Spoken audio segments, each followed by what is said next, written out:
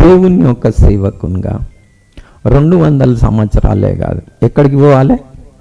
2000 సంవత్సరాలకు వెనుకకు పోయి ఆది సంఘం ఎలాగనైతే మరి జీవించిందో, అప్పటి వారు మామూలుగా మరి ఏం సువార్త పని ఏదైతున్నదో చూడండి, ఏదో మామూలుగా చేయలే.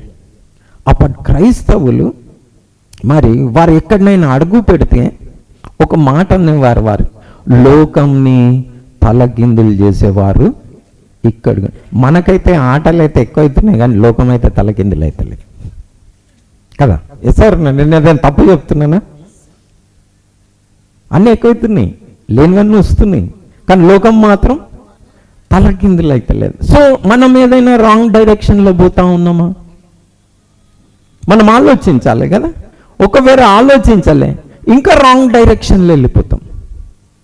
సో దయచేసి మీరు ఆలోచించండి, మనం ఎలా ఉండాలి, ఏది ఎలా ఆలోచించాలి, ఏ డైరెక్షన్లో పోవాలి, మరి ఏది దేవునికి మరి ఇష్టం, మనం ఆ డైరెక్షన్లో పోవాలి.